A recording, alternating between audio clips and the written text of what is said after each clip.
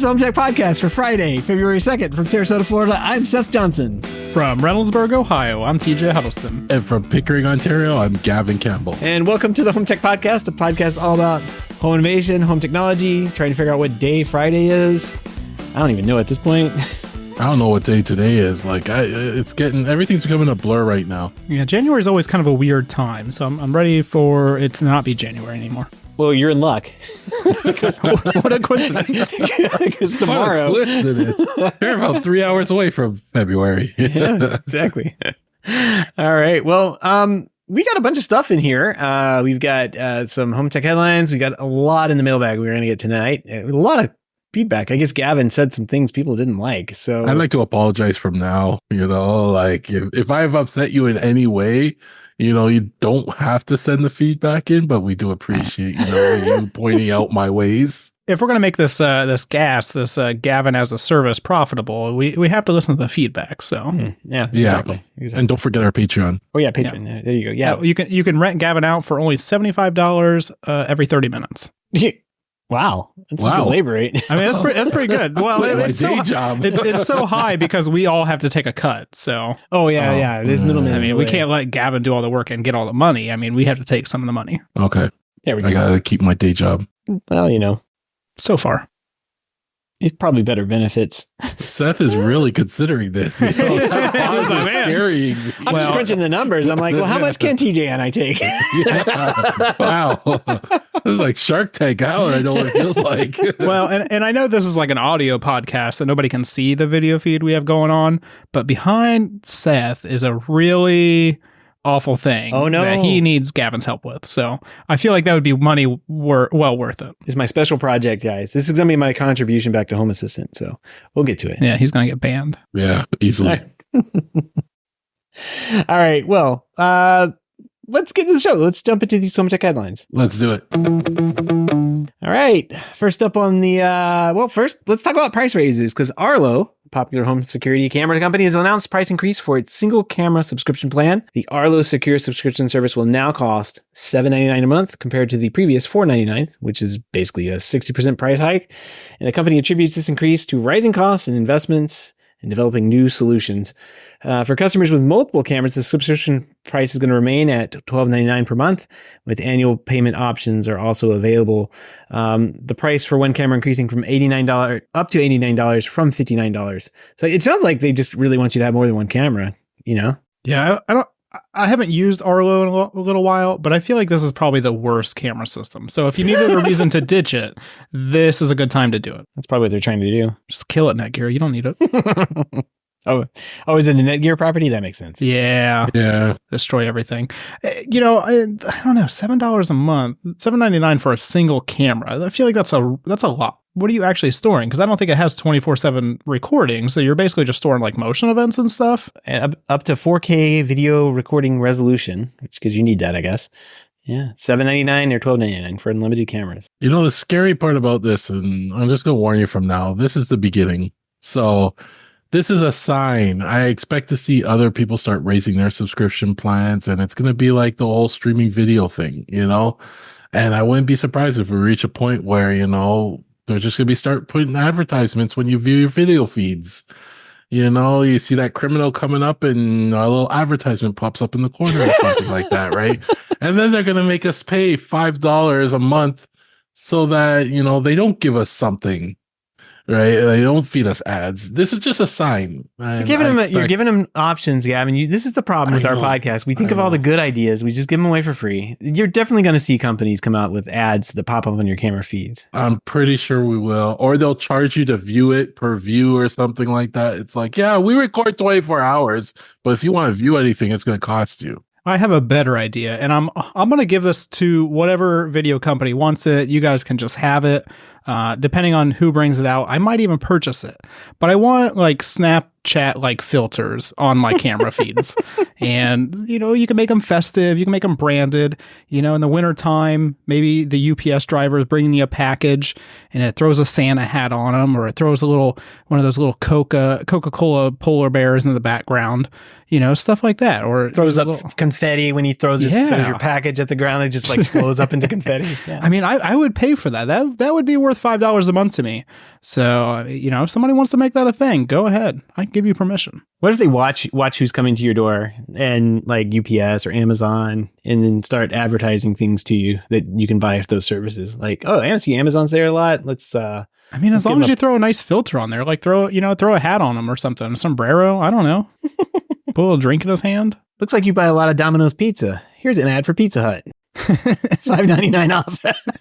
We just gave them some great ideas, but I don't think it's gonna be this year. I wouldn't be surprised if we see it in 2025. Oh no, Amazon's working on it as soon as we launch this episode. They're gonna hear it and they're gonna be like, actually, charging for a smoke detector listening, that's just silly. Filters on camera feeds, though, people want that. They're just gonna wait for one other company to do it first, and then everyone's gonna jump in on it. Just make me look good when I'm walking out, to my doorbell on that wide angle fish lens. Like, oh, looks like I lost some weight. There we go.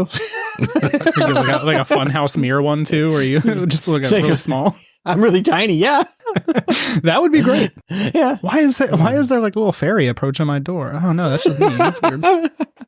Yeah. Well, we'll have to see what they come out with as AI takes over the world, and everybody loves advertisements. So eventually they'll get there. But yeah, good luck, Arlo. If you have Arlo cameras, good luck as well. Yeah. Well, I mean, I guess if you have an Arlo camera, it's time to buy another one because it's a better deal.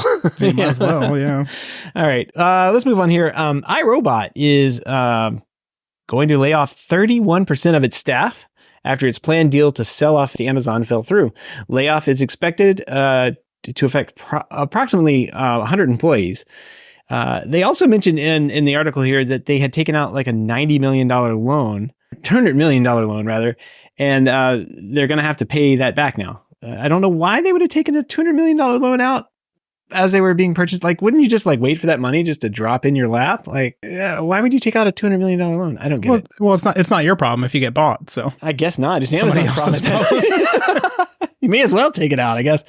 Yeah, really weird. I guess, I mean, there were some problems with like regulators in Europe saying, oh, we can't let Amazon have all of the vacuum and home automation company things. And I don't know, it kind of fell through, but it's really weird that they would have done this. And now it looks like it's going to affect them now. I don't know. I haven't used iRobot in years. I assume they have good vacuums now. No? So maybe that's their problem. iRobot, yeah. You know what? iRobot, I feel like they've just been stagnant for so long, or they've been iterating very slowly. I have an iRobot vacuum, and it just feels dated at this point, especially with all the new vacuums coming out and all the new features. It seems like every other company is moving so much faster and doing so much more iteration that they've been kind of left behind now. There was a point when iRobot was like number one. Right. And they were the more expensive than everybody for a reason. They were the best out there. But now I don't think they're number one anymore. I could see some of these other robots other robot vacuums getting much higher praise from the reviewers than iRobot. I've never had an experience with this robot vacuum in particular, but I was looking at their website and I did find it kind of interesting that they have like I don't know what they actually call it, but like a rental program where you basically pay like a flat fee per month. And you get like a robot vacuum for 2 years. And then when the new one comes out, you get automatically upgraded. I thought that was a pretty good idea. But that's literally the only thing that I know of iRobot at this point. So probably not a good thing. Right. I don't think they're going to go out of business anytime soon. So that might be something fun to get on and do. But will buy them. Right. It'll just whatever happened to that company? Don't they make like the robot dogs and everything too? Is that what they're doing? Is it the same company? I don't know about that. No, I think you're talking about Boston Dynamics. Sorry. Yeah, I like those guys. That's a defense and security company.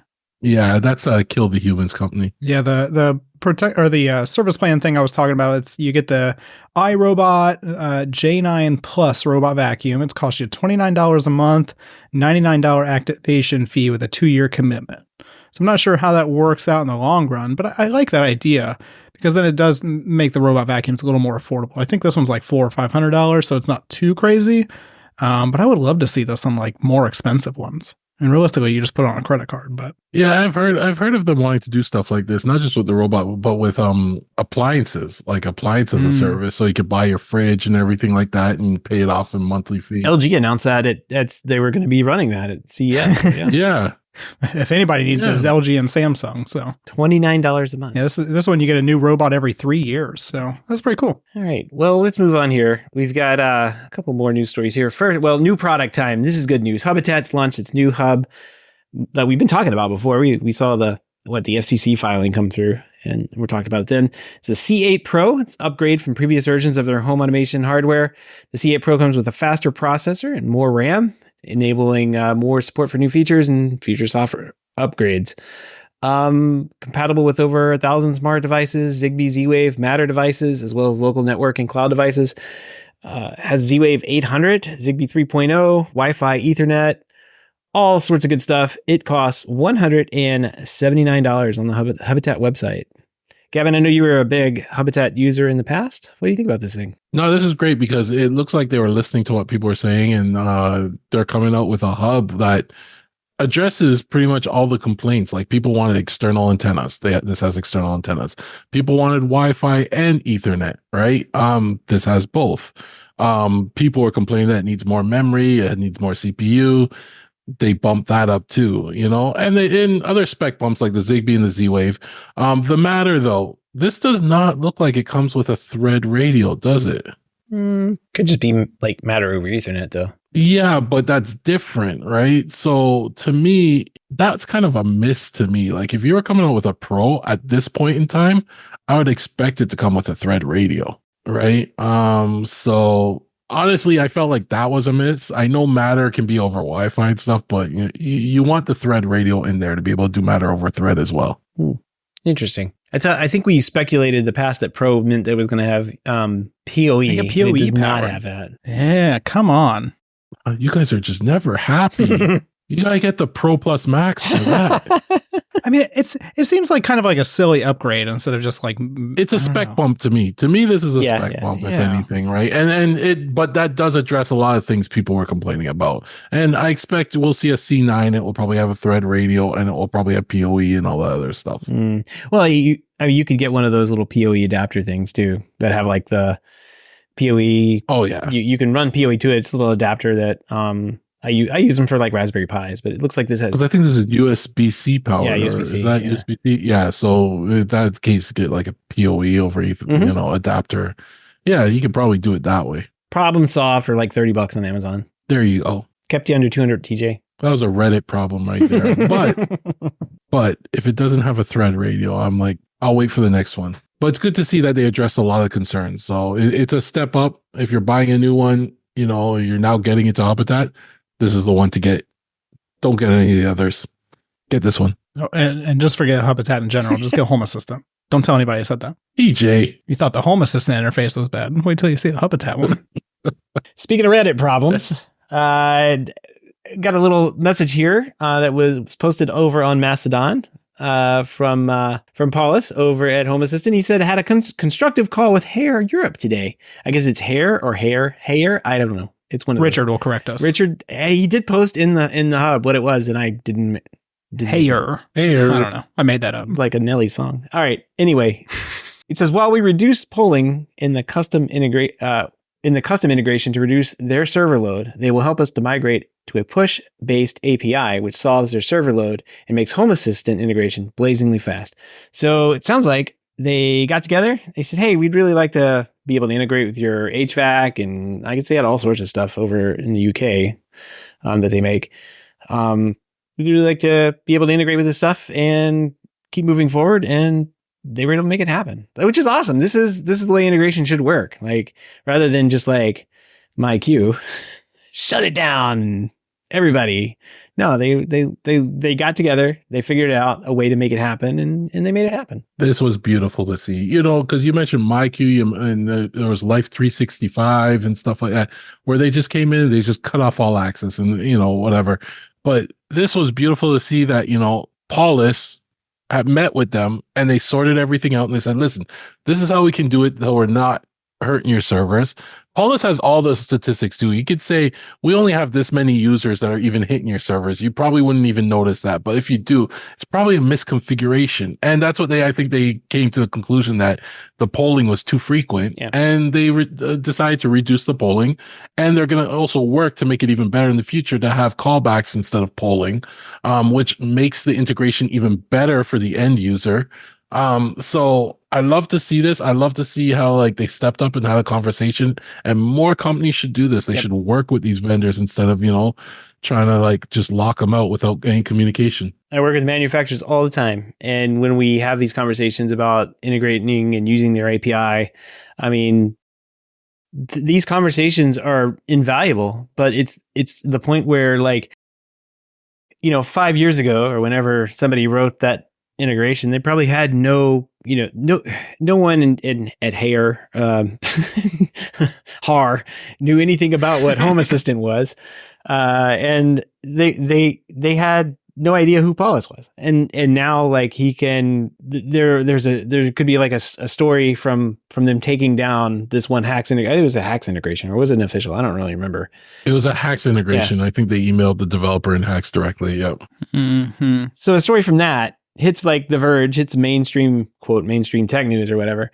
And then people are able to talk and start getting together. But if you're doing it official, if you have a real API and you're talking to the manufacturer, it's a lot easier. But again, a lot of these manufacturers don't even know Home Assistant exists. They don't want to support it because that means that if they say they support it, that means their tech support people have to be trained on it and know what to say and that kind of thing. So I don't know, it's always better if there is support from the manufacturer, but it is also nice that, Home Assistant's able to step in and do something like this, have the conversations now. But even as a manufacturer, if you come up with a product and you open it up, you just provide the API, a good API, let the communities do the work, right? Because when they realize I can integrate your product nicely into all these different homes setups, right? They will buy your product more. It's a win-win. Just come up with a nice API, a nice document, and just leave it there and you don't have to create the integration. Mm-hmm. Other people will come in and create it for you. That's the hard, I do want to stress that having an API represents you have a very mature product at that point. You know what you're doing. And even nowadays, it's even more important to get the API right because you can leak all sorts of personal information or private information out through that API as well. I have extensive experience with that. When I first started working with Ring, 6 years ago, whenever before they were Amazon Ring, I could hit an API endpoint, get literally my address, my phone number, my name, they could just pull it in because we were a Ring partner. It's official API, official everything. Who cares? I could pull everything in, and I didn't need that information. And so our integration never even saved any of it. We save device IDs so we can parse out where the events are coming from, right? That's all we save. That's all we needed. But then Amazon bought them and they had a bunch of these news stories that were going on around at that time. And all of a sudden it's Ring's Amazon and they basically locked everything down. So now if I make that same API call, it just returns almost nothing, nothing usable. It's just IDs and random strings and stuff for people's names and that kind of thing. There's no name, there's no address, nothing, no lat launch. It was kind of interesting how much information could you pull from those APIs back in the day. But that's the kind of thing, when I talk to manufacturers now and they have a cloud integration, I'm hey, I need an API. We can sign an NDA, whatever, here's examples of stuff we've done in the past. They're oh yeah, we're just not ready for that right now. And I can totally understand why, because if they open up an API and to me, who am I? I'm writing integration and some data leaks out, they could be in trouble, and that's not a good thing. It's not worth it. So I totally understand why they are hesitant on actually releasing an API and working with the community that way. And also you have people who abuse the API and pull it over and over again. and then it takes down their servers and it costs them a lot of money. So yeah. Keep Seth away from the APIs. Yeah. Well, it wasn't just me. I know. But yeah, if they do it properly. And I really like when the things like this happen and the mainstream news media gets on top of it, because it brings visibility, it brings shaming, and it makes companies really think about, what it is they're doing. And their CEO, who may not have known what was going on, now gets pinged and he gets involved. I doubt anybody knew anything about it. I bet it was just some junior person on their staff that's like in the maybe like the CTO or something looked at it and said, oh man, look at all these API calls from this thing. Oh, that's where the data leaking out. And they shot off an email to the developer, had no idea what Home Assistant was, none of that. Yeah. And all of a sudden, the next thing they know, they have a PR nightmare. Their names in the press everywhere. So, well, and part of me has to wonder too. They're separate entities. The American hair and the European hair. Part of me has to wonder if the American side reached out and was like, hey, you're kind of hurting our reputation as well. We're fine with this. You guys should figure this out as well. And so I feel like that probably helped out a little bit, because the US version came out, or the US entity came out and was like, hey, we support integration all the time. You guys can do whatever you want. We don't care. Not our bill. No, I guess they probably do have to pay. Like usually they have to pay for servers in the US and servers in Europe. Like you can't have data stored. Well, I think they're actually owned by separate companies. I think like GE actually owns the American version. Oh, it's one of those. Like they sold off the rights in America. Yeah. Interesting. I'm glad things worked out nicely, because that's awesome. But when integrations can continue to work, and when, a little project like, let's say a little project, but a project like Home Assistant can gain awareness like that, that means that there's other companies that could get involved, like Hubitat, Control 4, Crestron, and get in there and integrate with those products as well. So that's great. A little bit more on the Home Assistant news side, and this is actually really exciting for me, I guess. Maybe I looked at it. I don't think I could see my graphs on it, but Home Assistant is now available on CarPlay. So if you have, if you have a CarPlay deck inside of your car, which sometimes most modern cars do, and in my case, I retrofitted one in. You'll get a little Home Assistant icon in there, and you can trigger actions. You can kind of like go in to do specific things in each room. So you can do things like unlock doors, turn off lights, open the garage door, all that good stuff right there on your car dash. I really like this. This is awesome. One of the best things about having HomeKit integrated is like when you're driving close to your house and you have a garage that you can open, it's like gives you a little icon that says open your garage door, because it knows you're heading home. It knows which way you're going. And you're like within a few hundred feet of your house, it's time to open your garage door. It gives you a little option. You press the button and it goes magically out through the internet, and your garage door is opening when you get home. No, this is pretty nice. I only played with it for a little bit. I opened the door shade and unlocked the door and stuff like that. It is very cool to have it. It gives you so many options though. And I really need to sit through Home and actually Assistant? What? No. Yeah. Well, I know it's hard to believe. Too many entities. What? No. Yeah. You go to like the different page and it's like a billion different options. Scrolling. Yeah. And it's like, I don't want this on my car, but I need to look into the actions and stuff. I haven't had a chance to refine it. I'm interested to hear other people's opinions. Jimmy in the chat today was saying that his is really slow.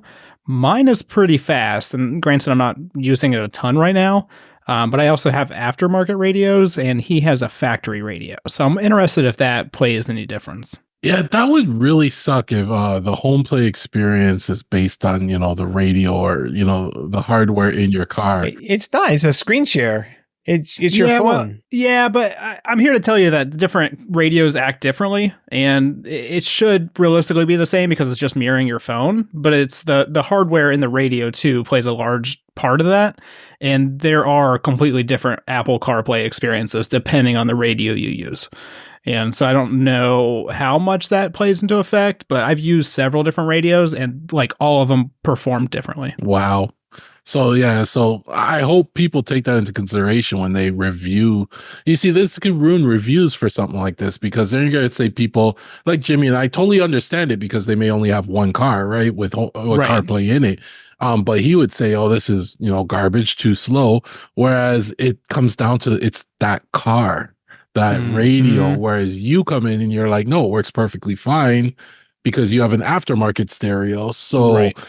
Oh, I didn't know that about CarPlay. I don't like that. Yeah, because I've used some, and I think it was like a Ford rental car that we had, and it was awful. It was relatively newer Ford, but it was just for some reason it was not good at all. So there's a little more to it than just mirroring your phone. There's a little other stuff that goes into it. There's some pictures posted in this thread. It's like just an empty screen. It says no CarPlay compatible entities available. It's womp womp. I guess there's some XML tags that you have to or XML YAML tags that you have to go in. I was like, what's XML? Sorry, guys. We're talking Home Assistant. Whoa. Let's not make this more complicated. Yeah. It's the show in CarPlay option on your configuration YAML. There we go. Well, it's pretty cool. We'll put a link to it in the show notes. I do like this because having little home automation kind of reaching into your car is a good thing, because your car is like an extension of your home. You know, when you're out traveling or whatever and you're coming back home, you want to crank down the air, or, you know, make sure that you lock the doors when you left the house and you're on the highway 30 miles away. It's like, I'm not turning around. Somebody robs the place, they rob the place at this point. I need a home automation system for my car. We'll just call it Car Assistant. Better register that website now. Carassistant.com. Yeah. No, you got to get the .org or whatever it is. .io. .ai. If you put AI into it, it'll be super good. All right, let's move on here. Apple may be working on a new smart home platform called HomeOS. Numerous references were found in the latest developer version of tvOS 17.4. Purposes of the features of HomeOS are pretty unclear, but it could indicate a revamp of Apple's smart home strategy and a new operating system for the HomePod.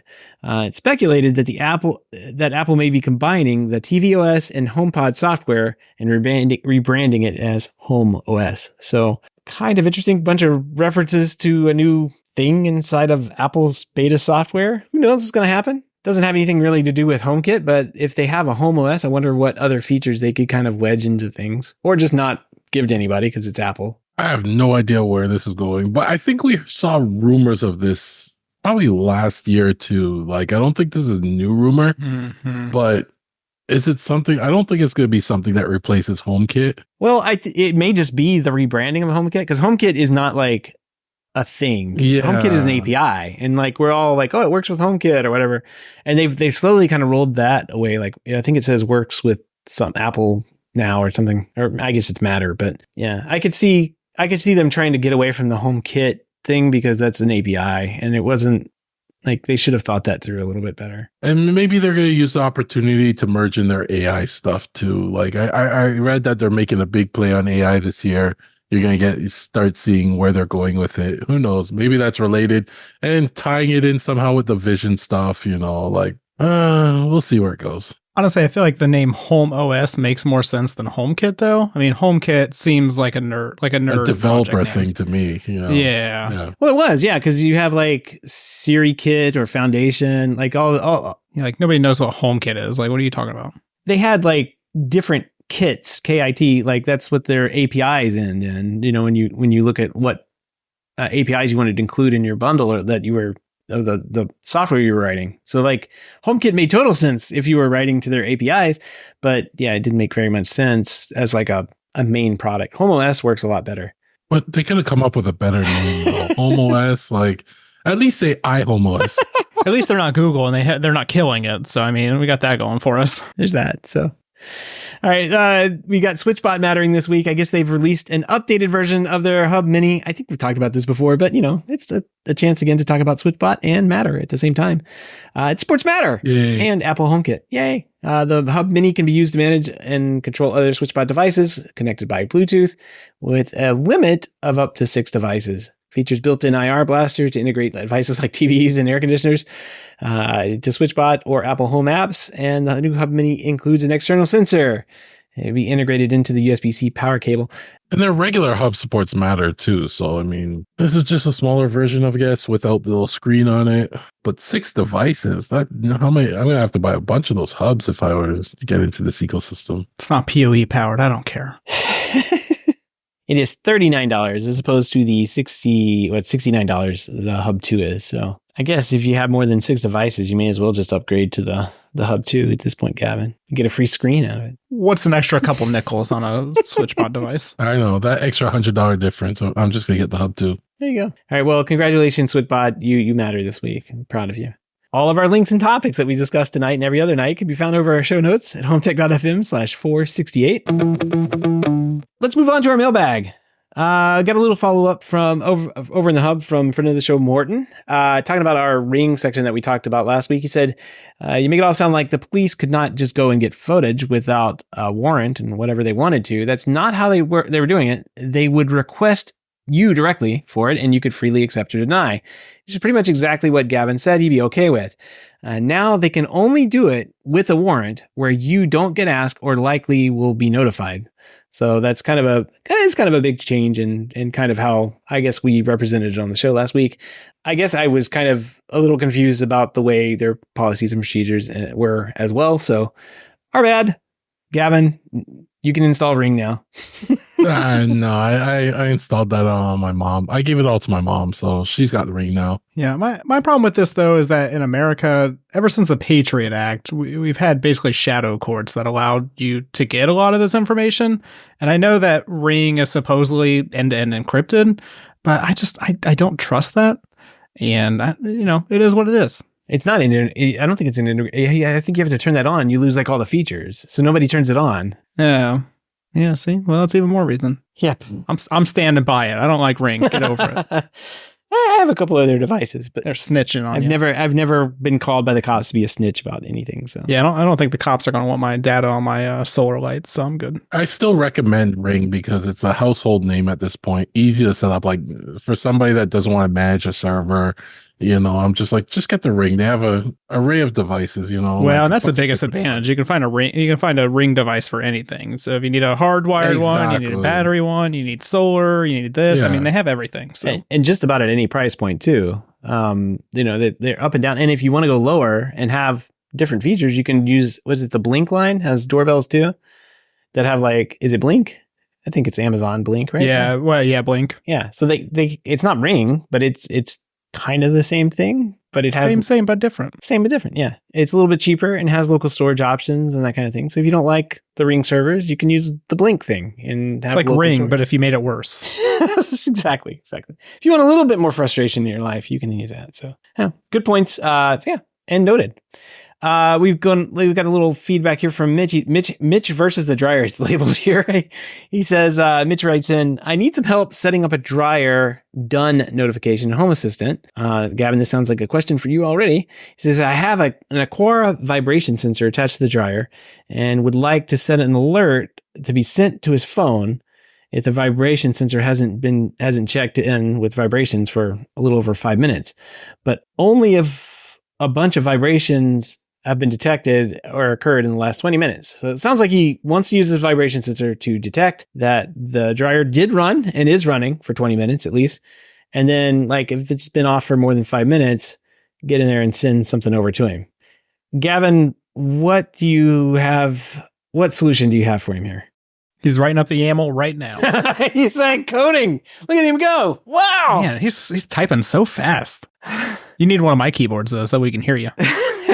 All right, I'm gonna answer this question. I'll probably say it in something that's gonna trigger a lot of people and create like more listener feedback for us. So I apologize from now. But Mitch, save yourself the hassle and just avoid what you're doing. Right? Just don't do this. Just don't. That's the nicest way of saying you're doing it wrong. First of all, I don't like the Aquara vibration sensor for this. Adjusting the sensitivity on it is just a pain. It's not good. But what I do recommend, so when I first was doing my dryer thing, I did use vibration sensors. That was the first thing I did. But I realized that the battery dies really fast. And when you think about it, it's because the vibration sensor is sitting there vibrating for the hour your dryer is going the whole time, sending things. Like it basically stays awake. So you're going to get like 5 months out of it, maybe, right? Before it starts to die. So it's really not a good thing to do. Now I'm going to tell you what I did. And this has been working perfectly. On Amazon, I got a current sensing switch, right? It's all it is it's I don't even know how to explain it, but it's like a little loop that goes around one of the wires going into your dryer, right? Now, people are going to get scared when I say just take off the back panel of your dryer and, disconnect the one wire and put it on there. You get scared, but it's not scary. Unplug it first. But it was so easy. Like the back panel came out, the wire was right there. I just unscrewed the wire, put this on, screwed the wire back in. Now this then ties into like a regular Z-Wave contact sensor with external, contacts. So I use the EcoLink ones. They have external contacts. I wired it right into that. Excellent. You just adjust the knob so it now What happens is as soon as the dryer turns on, it triggers this. The sensor gets updated in Home Assistant. It works beautifully. As soon as the dryer turns off, this closes the whole loop. The sensor, it updates in Home Assistant. Like I don't even know how to explain how good this works. It works so well that I highly recommend when people talk about vibration sensors, I highly recommend you don't even bother with that. Because it's old school. That's why it doesn't make sense. It's too easy. Like, it shouldn't be this easy. I want it with ESP Home. Yeah, the vibration sensor, it's like, to me, the vibration sensor feels like the Rube Goldberg way of detecting if you have. Yeah. And it's like, you want to avoid that stuff in all sorts of automations. Like, if you can find a way to have like an old school contact closure or just a relay and a relay or a magnet do something. Yes. Way more reliable than anything else that exists. And it's also instant. Yeah. Right. Yeah. Like it's like as soon as the dryer turns off, bam, the switch turns off. But the vibration center, if the dryer even pauses for, too long of a time, then it's going to trigger, right? Like you're going to have to delay for like 20 minutes, and by that time you already know the dryer's done because the house is quieter. Right. So I really highly recommend you look at the current sensing switch, depending on your comfortability. If you really want to go with the vibration sensor, look for something a bit better than that Aquara one. Zeus has some nice ones that have, proper adjustments, proper support, and you can tie those on. But I'm telling you, because they're vibrating through the whole dryer cycle, it just kills battery. It's just going to eat up battery unless you hardwire something, a vibration sensor in there. I've seen people that put like contact sensors on the dial. So as the dial goes around and comes to the closed position, it closes the contact and stuff. I saw someone have light sensor, like light detection sensors to see if the LED lights had turned off on the front. And again, there's these wires that are just wrapped around. Yes. And it's so ugly. It's just going to get knocked off and cause a problem. No, what you're talking about is in the back. No one's ever going to touch it again after you put it in. It's hidden away. It's always going to work and be there. And again, like we're not talking about like an $80 device. I'm looking on Amazon right now, and these things are like $20, less than $20. Yeah, delivered tomorrow. I mean, and yeah, the current sensing switch. Yeah. Mm-hmm. They're like $20, 33 Canadian, and then you get the EcoLink, and that's like $40, and then you're good. Like it works so well. Just make sure you get the normally closed one. It just makes it easier in Home Assistant, right? So that when close is equal to off, for example, right? Yeah, you're gonna have to share which one you bought, because I'm interested in this as well. But I think I'd want to pair it up with like a door sensor on the actual door of the dryer, and so that way, if I don't open the dryer after it's done by like 9 p.m. or something like that, then I get notified. I think that'd be kind of cool. Or even just the washer too, so my clothes don't stay wet. That's true. I'm thinking about a couple different ways I could do this. We could talk about it offline, but back to Mitch here. I'm trying to save this guy from what he's about to do. From a headache. And like I said, I probably triggered a few people, but this is so much better. Mine is battery powered, so I didn't have to run another power wire, and it's been doing this for a couple years now. Like it runs really well. The EcoLink battery actually lasts a long time. So I keep telling people this is the way to go. It's a little intimidating, getting to that wire in the back, but really it wasn't that bad. It was worth it. And it's so much more reliable. And all it's doing is it's just monitoring for a signal coming through the power. That's all it's doing. When it sees power coming through, and it has to be a certain amount of power. So there's a dial you can adjust how much power, right? So if it's like a little power that's a light, it won't pick that up. But if it's power for the dryer, well, because if you have a gas dryer, you may use less power than my electric dryer. Did you say you want one that's normally open or closed? You want one that's normally, which one? I got normally open. So you want one that's normally closed, just so that when it's off, it matches off with off or closed on a sensor. Otherwise, you have to create the sensor and reverse the values. Yeah, that makes sense. Both will work. It's just less work. Get normally closed. Good advice there. Simple. Keep it simple. Keep it cheap. Well, I made it more complicated. It's not to keep it simple. I just make it more reliable. Make it work better. There you go. That's the key. Reliable. That's our Gavin as a service moment. No, there's more. There's more. Free consulting right there. All right. We also got a listener from John asking about a Homey Pro. He says, guys, I love the show and everything about home automation. He says, I have a fairly automated home using Samsung SmartThings and the A-Lady. Well, we call her Alexa around here. And then I'm a techie, but not to the level of Gavin. and who is, because I'm not. And ever since, not any of us. Like he's on a whole new level. You see Seth's theme, he's like, don't talk about it. Shh. All right. We'll get to it. It's hard not to. Ever since I heard about the Homey Pro Hub, I've been thinking about buying it and changing out SmartThings Hub. Really don't have any issues with my current arrangement, but I like the idea of not losing my automation if my internet goes down. It says I use the A-Lady for all of my automations, so the SmartThings Hub, SmartThings is just a hub. If you can tell me that the Homey's worth the $400, or $2,000 Canadian. That's funny. See, we've got everybody doing the conversions now, Gavin. He says, if so, would you recommend moving all of my automations over to the Homey? And I expect that the Homey programming is more powerful than Alexa's stuff. I'm probably sure it is. Thanks for all the feedback you can offer. Do it so we know if it's good. And I'm going to say, if it ain't broke, don't fix it, man. But if you like what you got, like, I don't know if $400 is worth the hassle of switching all that over. And, some things may not work exactly like you want them to work. I don't know. It's an experiment. And it depends on how much you want to tinker with. But if you're happy with like how everything's working, aside from like not losing your home automation when things go down, it might be something to look at. But how much have you looked into like how many of your home automations may still go down, that are like cloud reliant, I guess, like devices that require the cloud with the integration with Homey. Like you might not be missing very much, and $400 and the hassle of switching everything over. I don't know if I do that. Don't listen to Seth. Just buy it, John. You got to let us know if it's good. We need some real feedback here.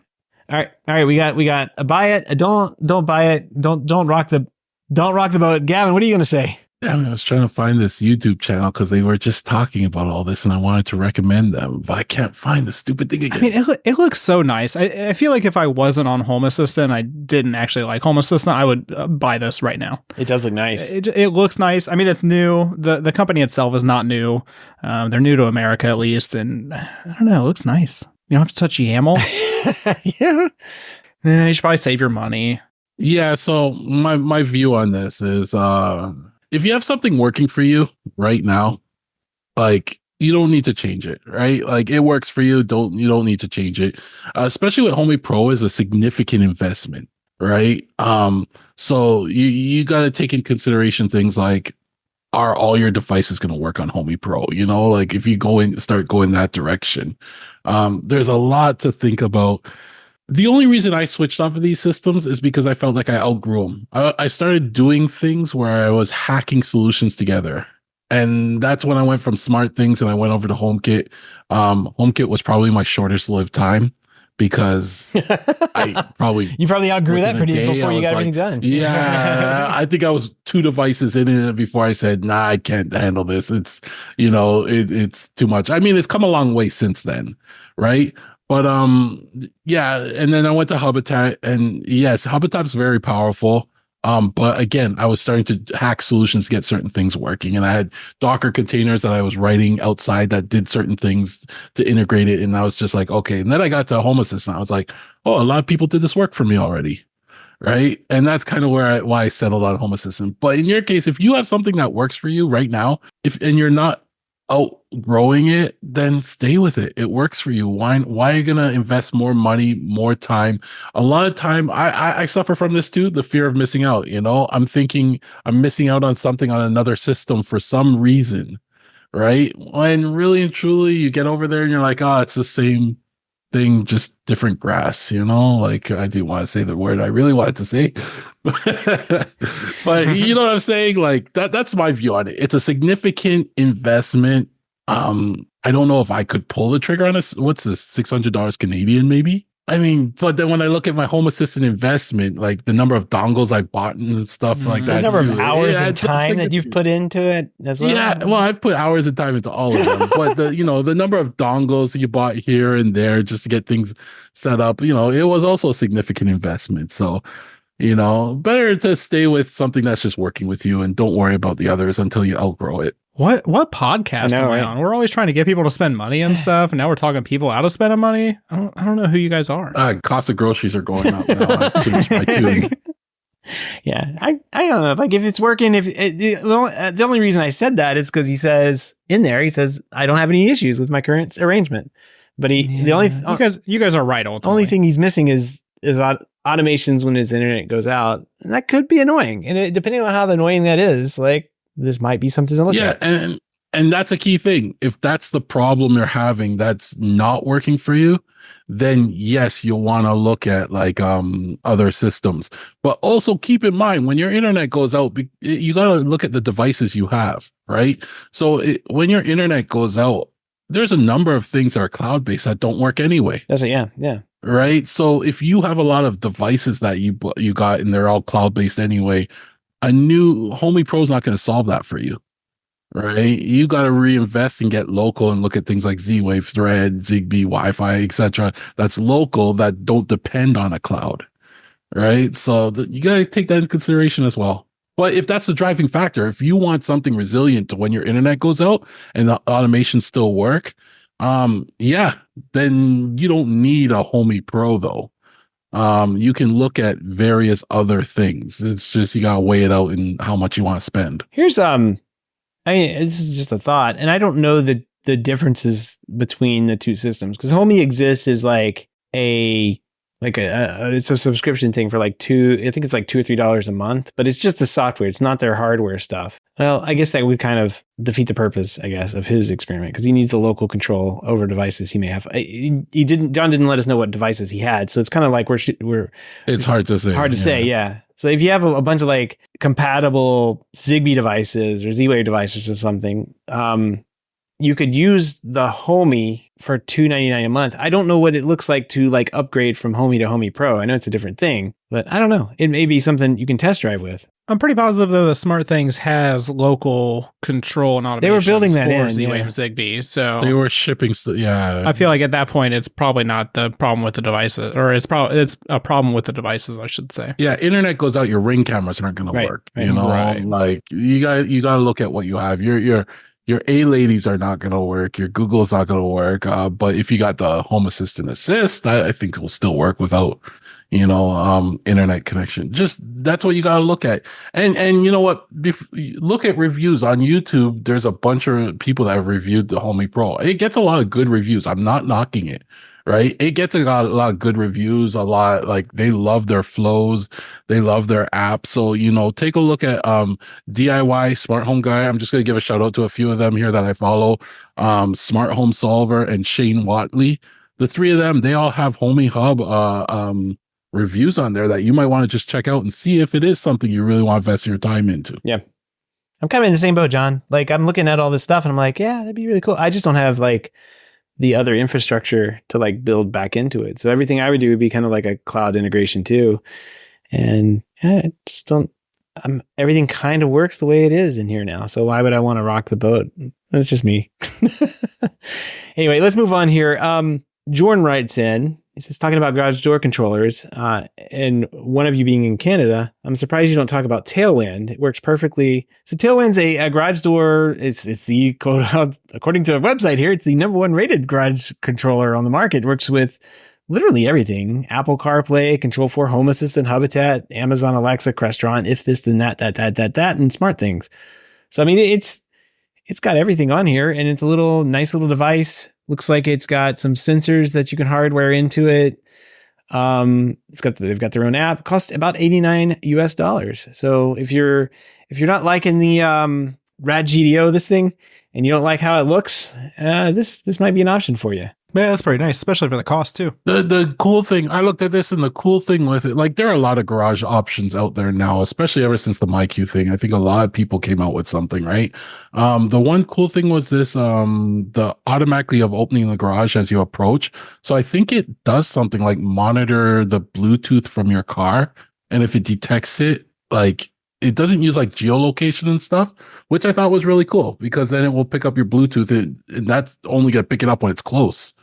And then it will open the door as you drive up, and I think with the Bluetooth, it can probably even determine the distance so it can know if you're coming or going, right? I think they've got a separate vehicle sensor, something like that. It says it's required for iPhone users using the auto open. So it sounds like you pop this in your car and it It's like a beacon, one of those beacons, and Android users can use it without it. So it's probably a Bluetooth beacon because on Android, you can not have privacy concerns and use the Bluetooth radio however you want. On Apple, they don't let you do that. So yeah, you might need this. And this is what is this thing? It's not very expensive. $20 part. You pop this in your car. It just beacons that your car's there. And as you get closer, it will trigger that and open the door, I guess. So that's kind of cool. Genius. I think the sensor is there though. I think if your car, you'll be surprised at what Bluetooth signals your car shoots off. Yeah, that's true. Right? Like when I have Auto Discover turn on my Home Assistant, it's picking up cars as they drive by my house. Like it's crazy what it's picking up, tire sensors, radios, etc., etc. It does say required for iPhone users. So yeah, that makes sense because the Android is going to let you run stuff in the background. Yeah, iOS is not. So it's really cool system. So just another option out there. Works when the internet's down, local control, all that good stuff. Is it local control? Yeah, it says works without internet. So yeah. Oh, okay, good. Yeah, I guess they have a little converter box that they will kind of like what is that thing called? The Garage It thing that they will send along with you for the yellow learn buttons as well. So it doesn't quite get you around that issue because it's not, I've seen many of these companies that exist out there that make products similar to this.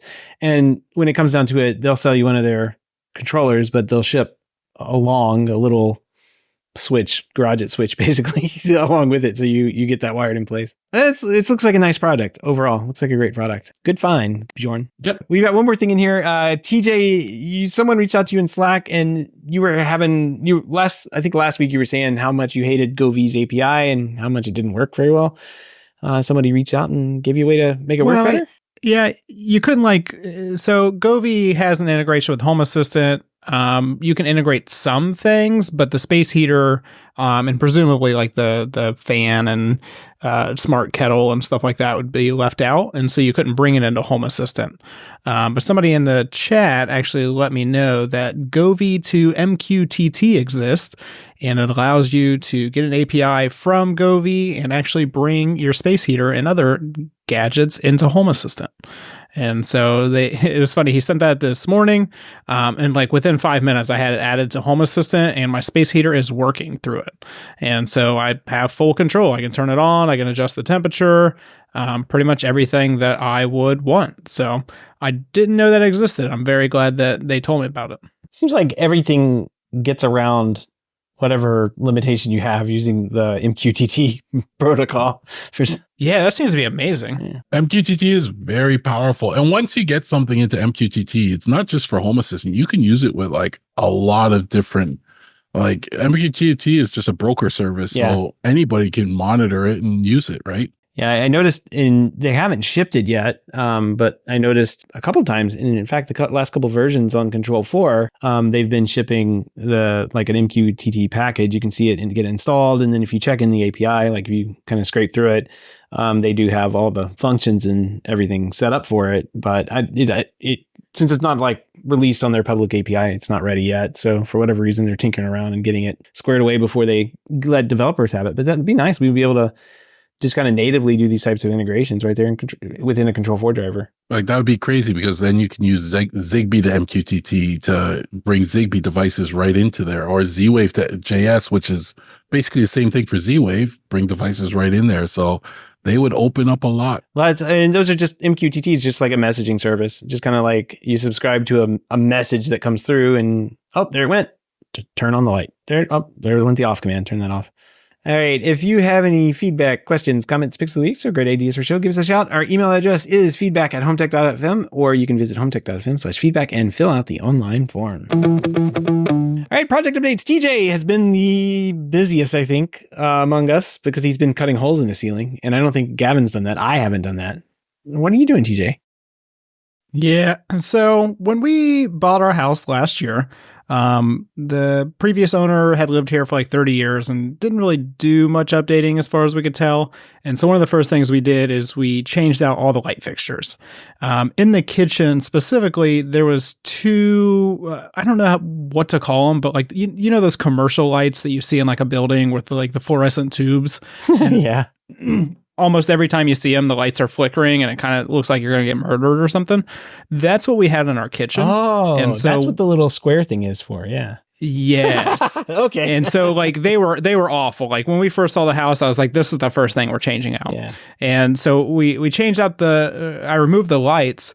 But the problem was that whoever installed them, I guess they didn't have a drill or like a saw, and it looked like they literally punched a hole through the ceiling with their fist. I mean, the hole was ginormous. Oh yeah, why would you own a keyhole saw if you can just got a hammer or like a butter knife or like literally anything. I mean, you could have just done it, but yeah, there was a giant hole. The only way to like do it, like install new lights and not have them look ugly at the time, was we just went with like 8-inch recessed canless lights.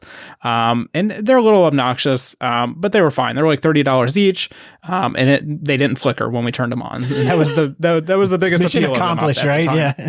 Yeah. It was like, they weren't flickering, and it didn't seem like I was going to get murdered in my kitchen. And so I was happy with it.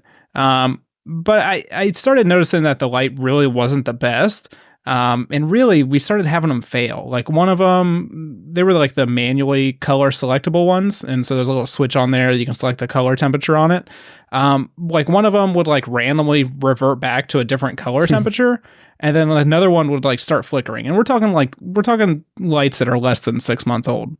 And so after replacing one or two of them and then having the same problem with the new ones, I decided I'm just going to go ahead and bite the bullet, and we're going to change the lights out completely. And so I consulted with everybody. I consulted with Richard. I consulted with Seth. And I was like, I don't know what the proper layout for these lights is. I don't install lights.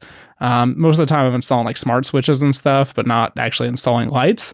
And so, Richard and Seth were very nice and offered me some advice that hopefully I followed enough to not make them angry or anything.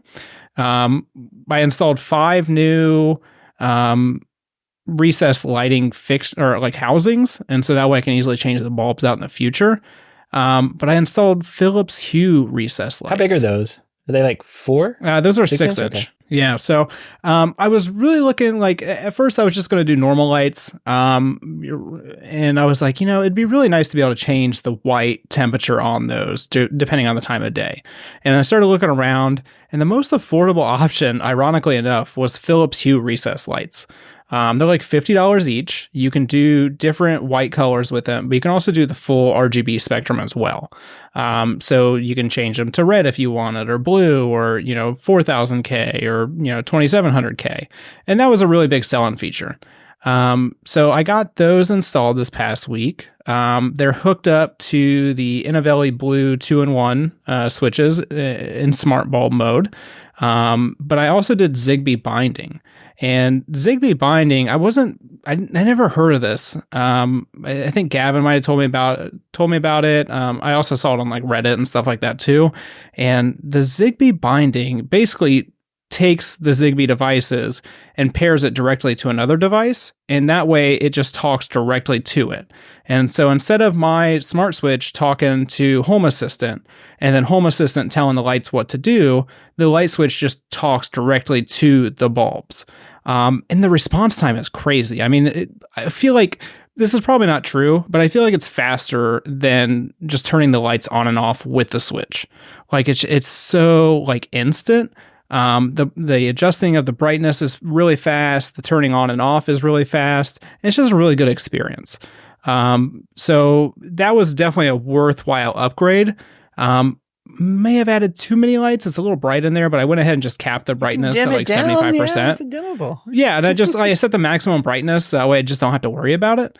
I haven't really used the RGB feature of it yet, but I use the color temperature all the time. And so that was really nice. I think I'm going to do the same thing in my hallway. I have Innovelli switches like everywhere that I actually want to control lighting. And I think I'm just going to do it in the hallway. Yeah. I have an 8-inch can light in the hallway right now. I'm going to replace it with a couple of 6-inch or 4 inches, Philips Hue as well. So maybe that'll be my next project. Zigbee binding and the equivalent Z-Wave associations, I keep telling people about it. It's like game changers. It opens up so much flexibility in so many things, and the speed Like people are like, I could just run it through Home Assistant and have an automation. The speed difference, and then the fact that it doesn't even rely on your Home Assistant. Like if your server's down or crashes or whatever, it still works. Yeah, and it's like, I don't know how to explain it. Like, there's no way to explain the speed of it unless you actually do it yourself. It's so fast. It's instant, like having a light switch on the wall. Yeah. Well, and that's what I'm saying. It feels like it's faster than the light switch, and that's probably not true. But it is lightning fast. Like the first time I turned it on, I was like, okay, this is cool. Yeah, I've done some tinkering with the Control 4 remote, and the Zigbee messages come in so fast. Like it's lightning fast how fast the message is coming off the remote. And it's like, oh, that's why this works so well. Well, and it's nice too. I'm watching, the power draw or the Zigbee to MQTT integration, and with the lights off and everything, it's only pulling like 0.1. Oh yeah, they're nothing. Yeah. And so it's not pulling like nothing with it off. So that's pretty nice too. It's not really using that much power in the background. The Zigbee wouldn't take that much. So like one of the things you could do, I don't know what like options Philip Hue has, but like having the full spectrum RGB lighting, you could dim things down. You could use like the circadian lighting or whatever if you wanted to. You could change the color temperature along, but you could also use that like the RGB. I don't know what it has. Is RGBW? Is RGBTW in there? I think it's just RGBW. But don't quote me on that. Yeah, some of them. Philips is pretty well known, and I think they do publish like some of their specs or something, or people have figured them out. They may be able to do like the warm dim stuff and get better color response, like those tunable color responses out of when you're dimming down and that kind of stuff. I noticed you have like a bunch of other lights like under your counters and everything. Are those just like static 3000K or? Yeah, I forget. I think those ones are 4000K.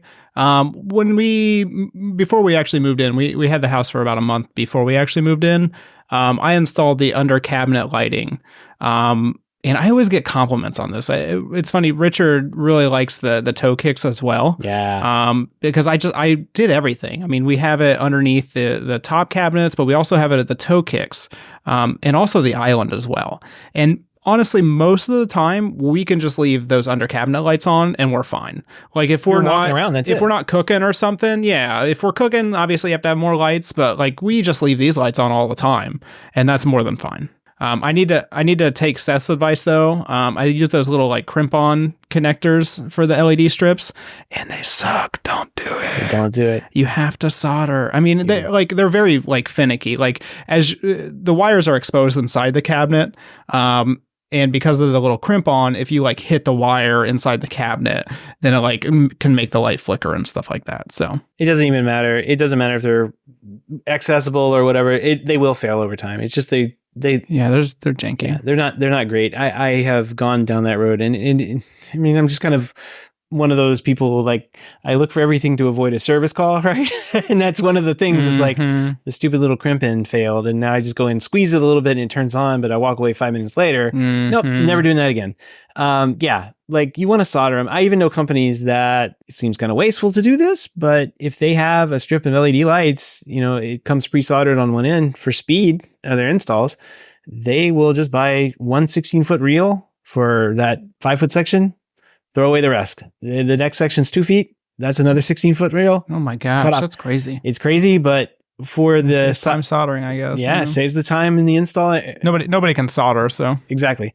And on the other side of that, a lot of manufacturers will do custom cut stuff too nowadays. So like you can do like one of the things we're working on with a number of our vendors with is like custom ordering these things. So like if we have the whole design software and everything, like what links you need, they can just send them to you pre-terminated, and that saves a ton of time. It's just a massive amount of time, because I spent probably all day soldering a bunch of these things together, and I had time to hook up 3 of them. Like I still have my toe kicks to do, and I think there's 1, 2, 3 of those and some extra wires to run.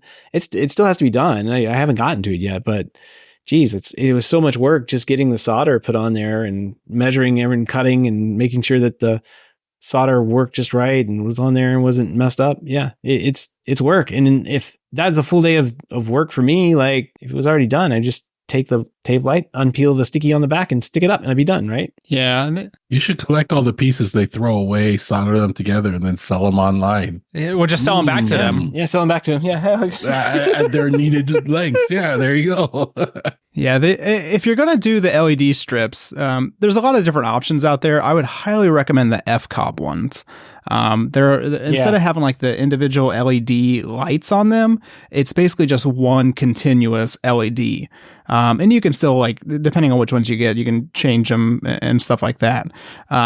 They're a lot nicer. I think you still need a diffuser with them, but they're not as focused. I don't know how to. It's basically they already kind of have like a small diffuser on them. It's not one LED. There's a bunch of little tiny LEDs in there, right? But they're all pretty close together. And then you're right. They have that pre-diffuser on there, and depending on your application, you may need another diffuser to like prevent hot spotting and that kind of stuff. Like on countertops, you might be able to see it a little bit more, but those are great. I think those are kind of the more popular one in the custom space right now, rather than. Yeah, they're much nicer looking by default. I mean, just like you said, you don't have to do a diffuser with them. I feel like it still looks nicer with them, but otherwise you look like you're in a teenager's room. Yeah, nobody wants that. The other project I did this week, so I've been using the Emporia View 2 whole house energy monitoring system. It's been working great. The native integration with Home Assistant is cloud-based, and so it only updates Home Assistant every minute. Most of the time, this probably isn't a problem. For me, it definitely wasn't a problem because I'm just using it for long-term tracking. I'm not doing like automations based off power consumption or anything, but I didn't like relying on Emporia's cloud for this. And somebody already did the hard work for me, guys, and they made a whole guide on how to flash it with ESP Home and bring it all local. And so I did that this week. I soldered. That was awful. But I did that and I flashed it with ESP Home. It's been working great. It updates every second now. I could hypothetically do automations based off of that, but I haven't found any reason to do that yet, mainly because all of my house is wired very jankily. So I don't have like, a lot of my rooms are wired together and stuff like that. So I can't really do a lot of automations based off that, but I like that it's all local now and I don't have to worry about it. Well, if your dryer's on its own circuit. Well, see, so my dryer's on the same circuit as my rack, so that's not really going to help that. Yeah. So that was worth it. So if you're looking for a whole house energy monitor, honestly, the Emporia is really good, even with the cloud integration. I think it's like $160 in Freedom units for 16 individual circuits. That's not bad. So there's a lot of other options out there. I think Shelly has one. A lot of them only monitor the main circuit though. And so you can tell the overall usage, but you can't tell by circuit how much power you're using. And so that's what's really nice is I can see how much power my den is using or my space heater's using or, the rack and dryer and all that stuff. So that's really nice. If you're looking for a good solution for that, I would highly recommend it. Mine's been great. And when you install this, it needs one fuse. What do they call it? One little breaker for itself, right? Yeah. So there's two different ways. You can give it a dedicated breaker, but you can also, I didn't install it. My electrician installed it. But I think if you don't have an open breaker, you can split the power between two different breakers. Oh, really? There's a couple different ways you can wire it up, though. Because I don't have an open. I still have fuses in my house. Ooh. But it's. I don't want to upgrade that yet. But I don't have an open spot, so I'd have to figure out if you could split it. I could do it. There's a way to do that, yeah, because that's how mine is. Mine is not wired to an individual breaker. Mine is wired to another breaker. My buddy's an electrician. I'll get him to do it. Awesome. And it's relatively easy. The biggest thing that I would say is that if you have a really small electrical panel, it's probably not a good solution because by the time you shove all the wires in there, especially if you have like 16 circuits, it's a ton of wires. Yeah. And it looks like it could be a fire. So hopefully it's safe. I don't know. Well, could you mount the brains of it like outside the electrical box? You could, then just leave the wires in there. And that's what I would do to keep it cleaner, right? Yeah, I just didn't want that, but you could do that, yeah. Because around my electric box, I have a bunch of wood and I have things mounted to that now as it is. So it's like I just add that. I'm going to look into that. Thanks, TJ. Yeah, it's a nice price. And I guess the reason it works on ESP Home is it's got an expressive processor inside. So they're able to just get in there and reflash whatever the top of it. And yeah, it was super easy. I mean, I think you basically solder you can just solder like a header to it. I just soldered my DuPont cables directly to it. And it was like 5 cables, and that was it. You need that, and you need like a little TTL to USB device, and that's pretty much it. I see. It needs power from both phases that come into the house. Okay, yes. So that makes sense. Yeah. Yeah, what we did, or what I did, I kind of gave it its own breaker that it could live on. But I don't think that since you have the CTs, that doesn't monitor the energy on that particular function. So I think you can do what you're talking about and just piggyback. But anyway, yours is already installed. Who cares? Yeah. Well, mine's piggybacked off another breaker anyway, because like I said, I didn't have a free breaker at the time. So. Oh, okay. So you have it set up like how I'm gonna. Yeah, exactly the same way you would do it. Yeah, there's like an official. Whenever you get it, there's like I think it's like an e-manual. They don't even give you like a paper manual because it's 2024 now. But it shows you like 2 or 3 different wiring options how you can power it. So. Okay. It's on page, well, it's not a page. It's a step 8B and step 8A if you want to look in their manual. If my electrician figured it out, I have a feeling your electrician can figure it out. It's not very hard. The only thing is like, if you don't have the separate breaker, what you do is you have to basically, come off of your break. Like to be with electrical code, you're not supposed to like put 2 wires into one breaker. Double up. So you have to come off and then wire nut things together and then go back out. So that can be the only problem. Anyway, cool, man. Sounds fun.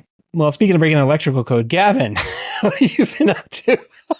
I wasn't breaking electrical code. No. I didn't break any electrical codes. I don't know. Oh, man. Seth, by the way, first of all, I just want to say my recording crashed. So we're using the Zoom recording for me this week. No. So we're good here. We got to I double checked that. Like, yeah. Let's start over. Anyways, so first of all, I just want to give an update on the Rat GDO. Oh boy, I've been fighting with this thing. Oh boy, yeah. So I fell for the hype, and what I don't like about a lot of these reviewers is, they review it, install it, run it for a day or so, and it's the greatest thing on earth, and you never hear from them again. Well, I'm here to tell you, right, that I've been having issues with it now. To be fair, I think the issues are with the MQTT side of it, because I have it set up as MQTT. So it reports to my MQTT server and to Home Assistant. You can also set it up as an ESP Home, I think. Like there's a few different options, but it looks like there may be issues with the MQTT side of it. I've seen other people reporting issues on the forums. I see not pull requests, but open issue requests on the GitHub, stuff like that with people with similar things. And it stops responding. So I go to open the door and it's just not responding. I can see it getting the commands because it flashes a little blue light, but it's almost like it's caught up in the MQTT somewhere where it's not processing something. I don't know what it is yet.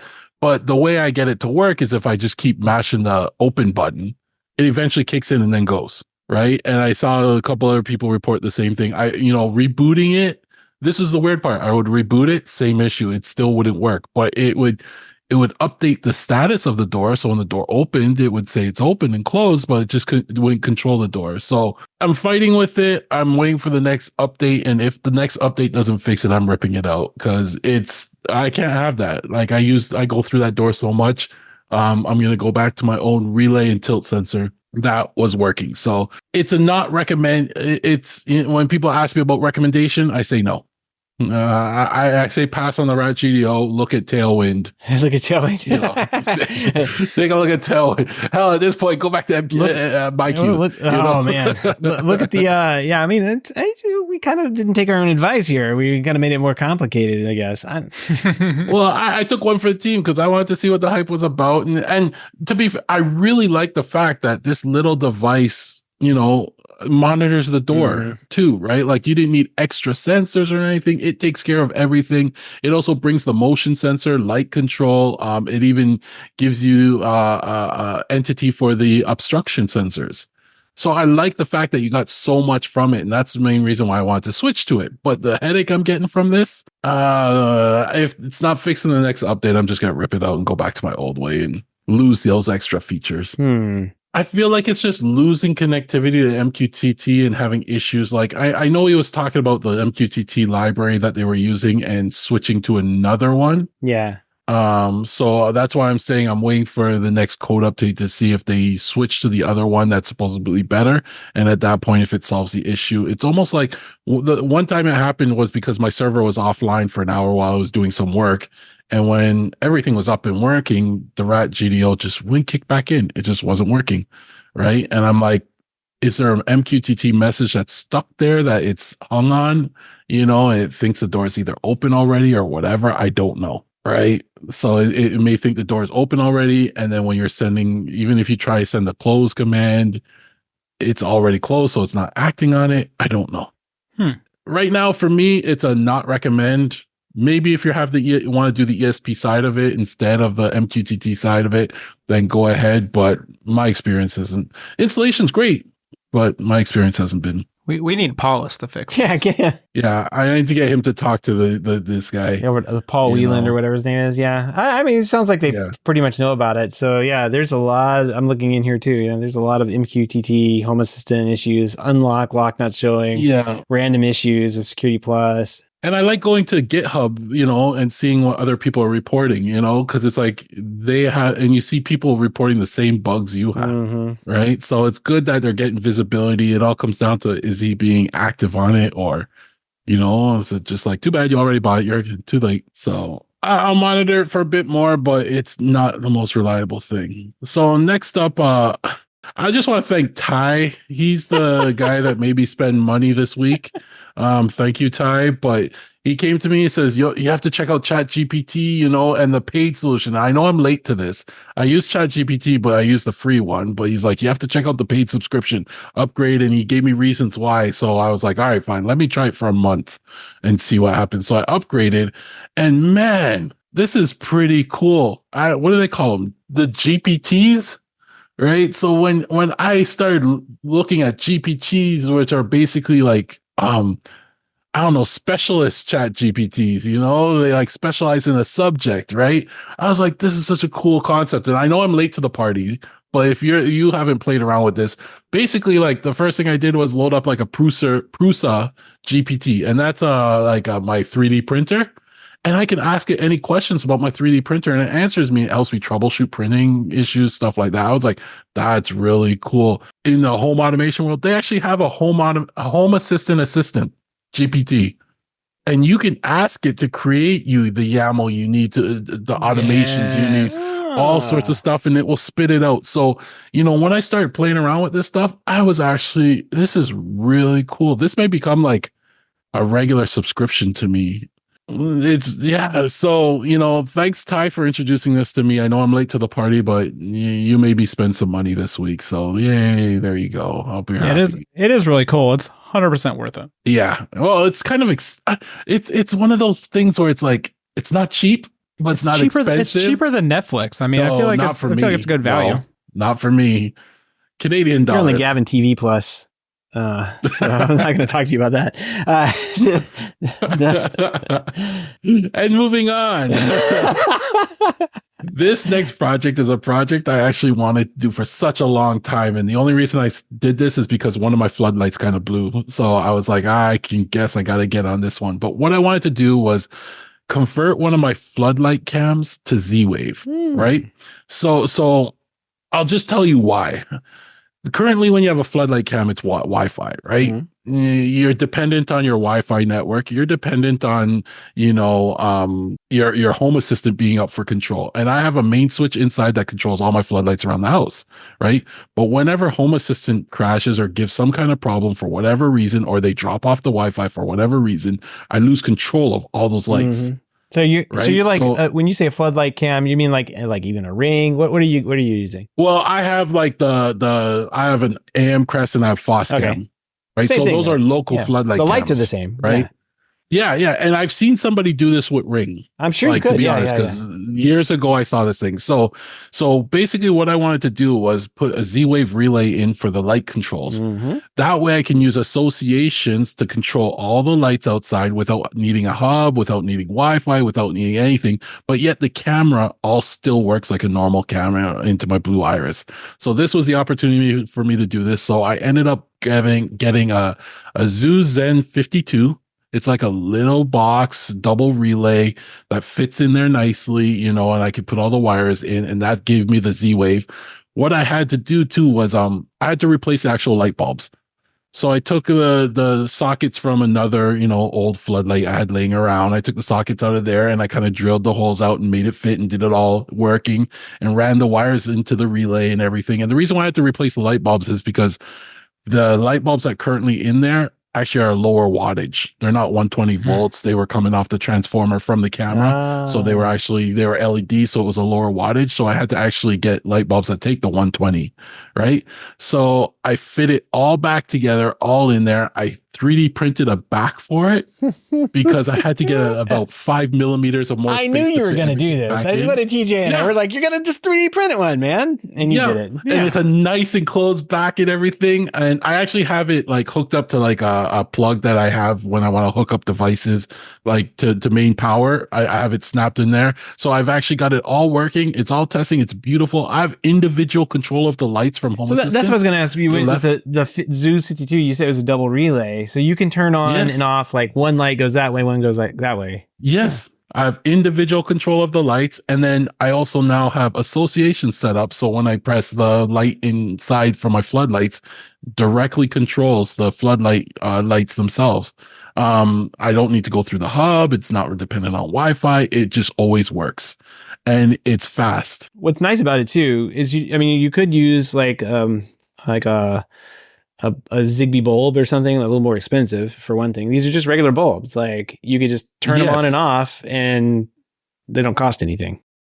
Exactly. And if you wanted to do that, you could just, you didn't even need the relay. Exactly what you're saying.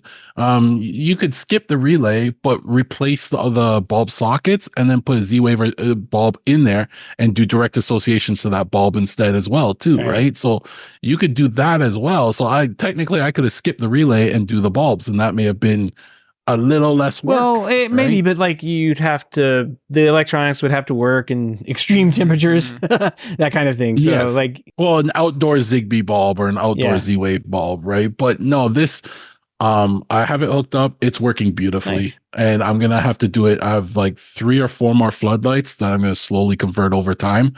But now it's like, I don't have to worry about Home Assistant being functional or anything like that, or my Wi-Fi being functional. I have full control of the lights. Yeah. Right. This is really nice. Yeah. It came out better, to be honest. It came out better than I was actually expecting, and there's no blood. Like I think I did a pretty good job because not yet. Are they installed? I had to drill out the case to make the holes because they didn't want you to be able to replace them, so they did it a certain way. So I had to drill them out and make them a little wider, and then figure out how I can put it all together. And it came out much better than I expected. So I'll be putting it up in the next week, actually outside, and then hopefully it lasts. Right? Like, is there like a par 38 or something? I guess you're looking for like a Z-Wave par 38. Anything bulb? like Zigbee. I guess I have a Zigbee one that I use. I don't know if it's par 30 though. Sylvania looks like they make one. Yeah, that's the one I have. I'll send you 2 of them, Seth. I actually have them. It's okay. I don't have anything I can use it with. You send me that PoE switch, I'll send you these light bulbs. Oh, it's right here. Yeah, that's. But if I went the bulb way, that's actually a good idea too, because it simplifies the wiring a bit. Because then you just have to tie the bulbs directly into the main wire, and then you control the on off of the bulbs and not the socket itself. Yeah, then you just do binding with the Zigbee binding. So. And then you don't have to worry about things fitting. No, I like my solution. I like your solution a little bit better. 1, because you get to like really rip into things. But 2, like these I'm just looking at the Sylvania one here. It's like $20 a bulb. So to do what you did, times 4 would Yeah, it will add They up. add up. This one I gotta buy the double relay, which was what, $40 or so Canadian, 40 or 50. So I'm gonna have to buy a bunch of double relays, and then I'll have to buy a bunch of replacement sockets. Think about like over time too. Like next year when those bulbs go bad because they've been out in like freezing weather. Mm-hmm. Yes. Yeah. I'm looking at their specs, and they really don't have on HomeDepot.com. It doesn't really say what their low temperature is, but normally these things with little computers inside of them don't like to be in extreme weather like that. So Yeah. And even extreme Canada heat. never gets cold, That's so true. no problem. Oh yeah. Yeah. The snow keeps us warm. Like the more the snow builds up on our things, the warmer it keeps it, right? Like it's insulation. But yeah, this turned out much better than I expected. The controls instant. I'm looking forward to getting the others done too. And yeah, that was my projects for this week. Awesome. That was fun. It looks like they go from negative 20C to positive plus 40 for the Smart Plus range of Sylvania things. So that could have probably worked. Share that with me. I may, try that on one of mine and see how it goes. See if it's an easier setup. To your limited warranty, which means if you install it outside, it's not going to be warranted. But usually that's how it goes. But yeah, I mean, it may be worth checking out at some point. It's a par 38 bulb. Like, who would install it inside? Do they have it inside in the ceiling? This one wasn't. This one was like just a regular lamp bulb, I guess, A19. So.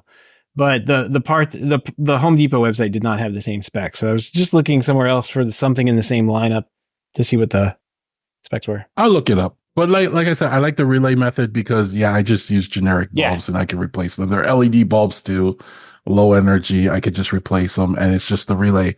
The one thing I did think of is if I ever have to reset that, the relay pain. I'm gonna have to actually take it off, and I was actually looking into little buttons I can put on the outside of the case that I 3D printed, like I can mount in a little hole, and then I can tie that to the relay actually, and then to reset it, all I have to do is triple press it, and it does it through the relay. You made your own project. You made your own product at this point. Like, it's pretty good. Yeah, and I was like, you know what? Maybe I'll do that for the next one and leave this one because I haven't had to reset my Z-Wave in a long time now. So maybe on the next one, I'll order some of those buttons and look at that. Cool. I mean, either way you go, you kind of have to drill out and put new lamp holders in anyway, so to replace the other ones. Interesting. Well, that looks fun, man. I had a couple of projects. Oh God, let's hear about this. I had a couple of projects, and so like I guess we're running low on time here because we're like really long. So I'm not going to talk. Take your time.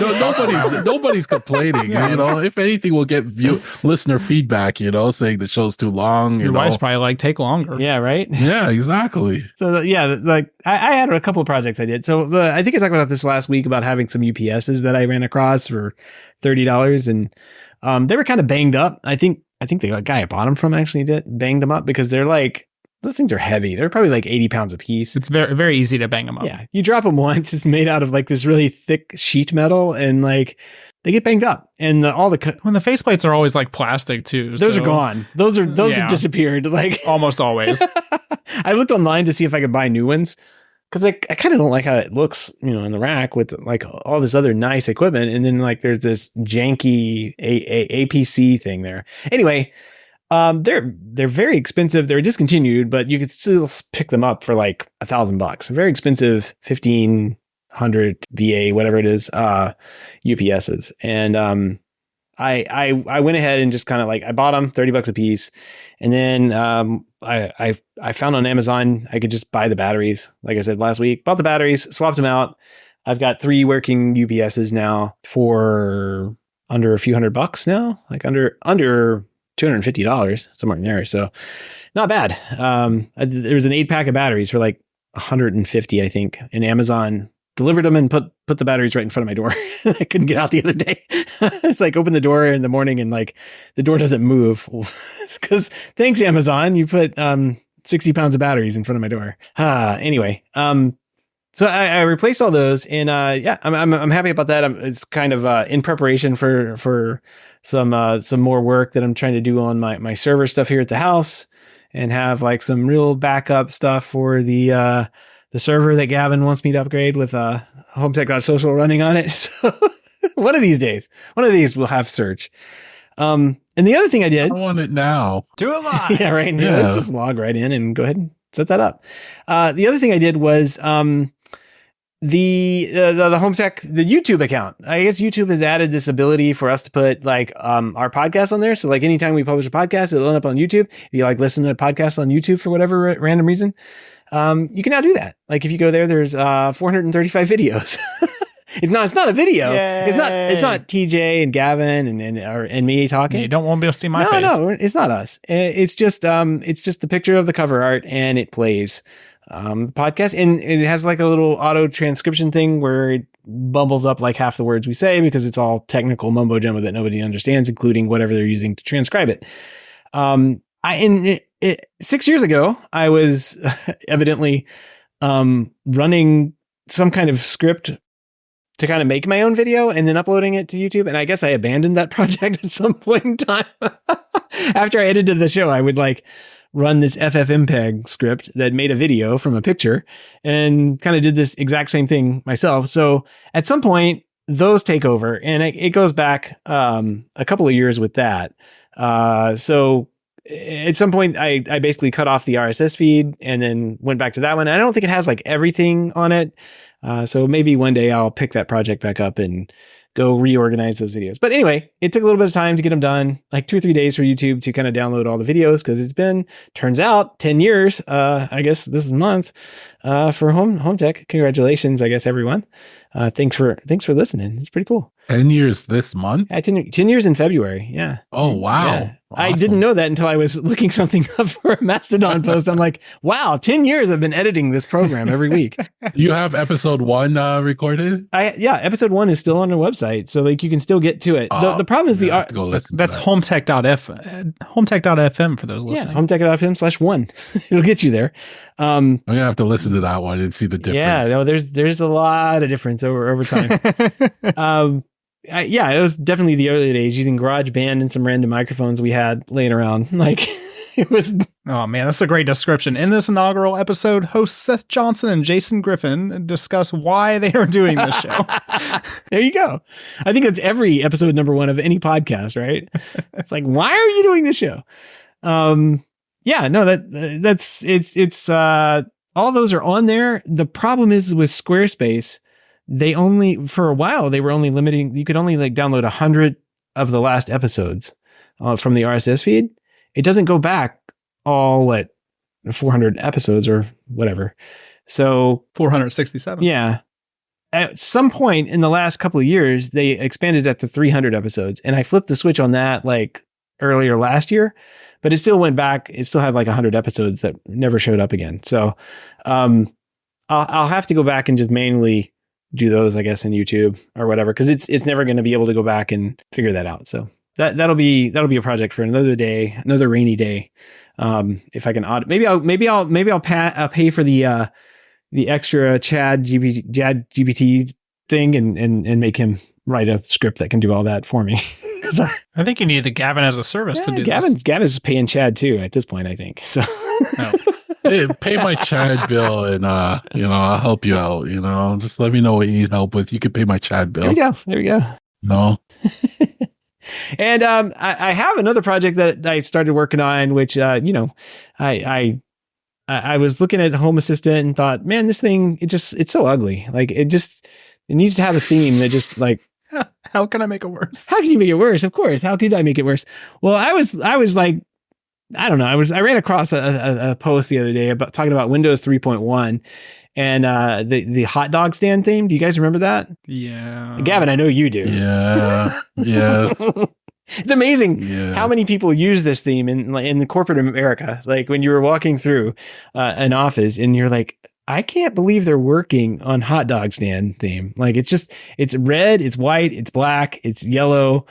It's the ugliest colors ever made. And I was like, you know what? Home Assistant needs that. So I'm working on a Hotdog stand theme for Home Assistant. I'm almost done-ish. I don't know. There's a lot that's undocumented, but I'm kind of tweaking my way through it, and I'll be done soon. Gavin, stop shaking your head. It looks beautiful. I've had it up behind me the entire time, and you guys can't see how bright this is, but if you put this on like a real screen, like it really hurts your eyes. I think it's gotten darker since you've been standing next to it this whole show.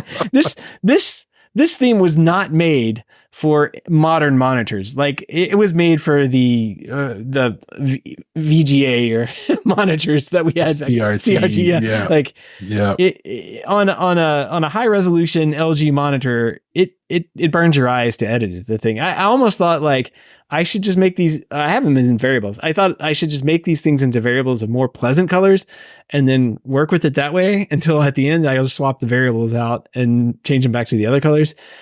Because man, it hurts your eye. It really does hurt. But you know what? People loved Hotdog Stand, and I'm going to bring it to Home Assistant. So it's beautiful.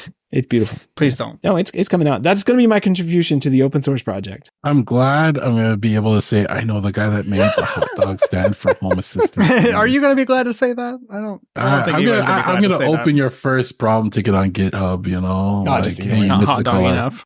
Yeah. Your RGB colors are off by 3. As soon as I saw this, I had just thought of the scene from Parks and Recreations where they're talking about going straight to jail. I feel like you need to go straight to jail, Seth.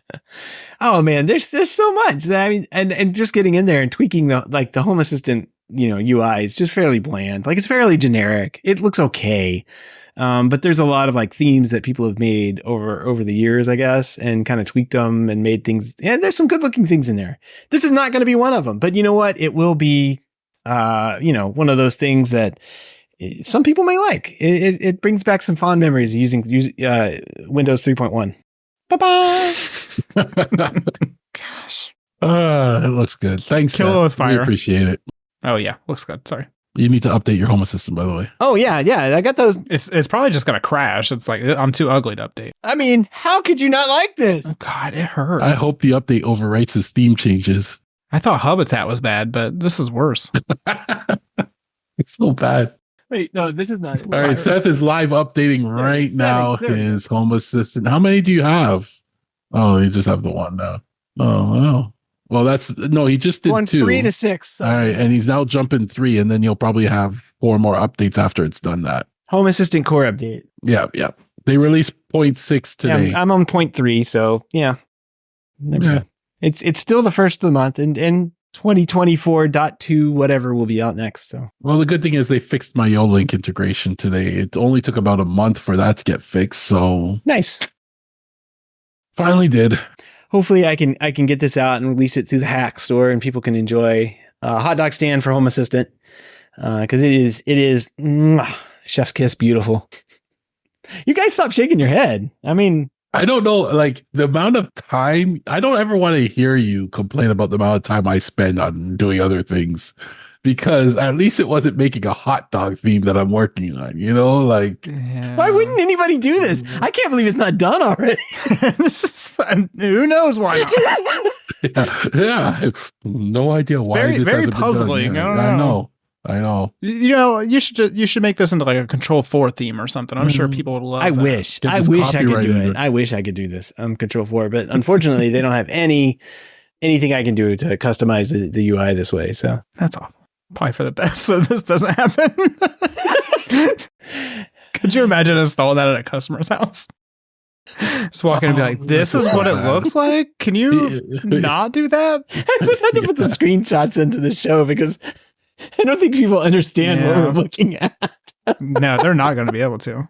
Oh, I've got to figure out how to undo the smoothing of the font too. That's really driving me nuts that the font looks so good. Like it needs to be blocky. Like it was that old MS sans serif, font that existed back then. It really needs to be. That's what happens when you have a better monitor. Know, it looks so better. Nice. It's like there's a Windows setting that can unsmooth it, but yeah, no, it looks. Leave it as it is. It's before anti-aliasing existed. I mean, we didn't. Crazy. All right. Anyway. Well, by the way, happy Seth Day. I saw that today, and I just want to say happy Seth Day, just in case you haven't heard. It's time to celebrate Seth today, I guess. Yeah. You could break it down. What Seth Day is. I honestly can't because I didn't really know it was a thing, and it still doesn't seem like it's a thing. That it seems like it's just completely made up because it said It's celebrating some guy who made, I don't know, a typewriter part or something like that. And then it says Family Guy was released on this day. And I'm like, this doesn't seem like a thing, like a real thing. So let's make it a thing. Happy Seth Day. This was the birth of the hot dog stand theme. There we go. There we go. It's happening. It's happening. I see it in the background rebooting, and I'm just like, oh my God, it looks even worse. Okay, let's get out of here. I need to figure out how to make those borders a little thicker. I need to stop looking at this. Can we just this is hurting. Delete Seth's video? How do we do this? Hide. All right. Well, that's going to wrap up the show this week. We do want to give a big thank you to everyone who supports the show, but especially those who are able to financially support the show through our Patreon page. If you don't know about the Patreon page, head on over to HomeTech.fm/support to learn how you can support HomeTech for as little as $1 a month. Any pledge over $5 a month gets you a big shout out here on the show, but every single pledge gets you an invite to our private Slack chat, The Hub, where you and everybody else that supports the show can get in there and talk about the new hot dog stand theme for Home Assistant. I'm sure we'll be talking about that scare soon. People away. Nobody's going to join that. I think we just lost a Patreon member. Probably lost half. We're paying for this? Well, yeah. Well, new Patreon level, everybody. $10, not to release the not theme. Do this. Genius. I'll donate right now. Top pledge, DJ. We're gonna charge people so that they don't, so they won't get what we're forcing onto them. Like, this sounds like another model. I just can't put my fingers on it. That's too good. All right. If you want to help the show out but can't support it financially, just appreciate a 5-star review on iTunes or a positive rating in the podcast app of your choice. That's going to end the show this week. That's all we got for news. Everybody have a great weekend, and we will see you next week. Take care. Till next time.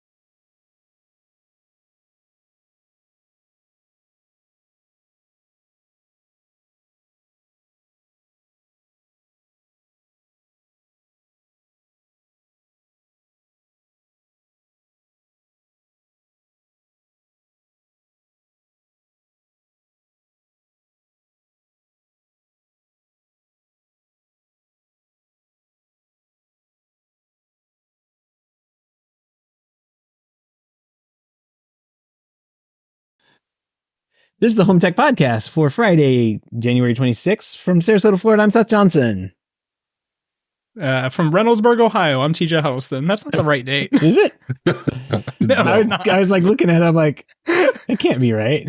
I was like, I feel like I should correct you on this. It's going to be March 2nd. You know, easier to do it when we just start. I did change it, but it has a save button that I didn't click. All right. Yeah, I got to hit save. We got the right episode number? Yeah, I did change that. Yeah, that's correct. Because you don't have to save that. You just change it like, All right, let's start again. All right, there we go. Don't screw this up, TJ. Thank you, Jeebus.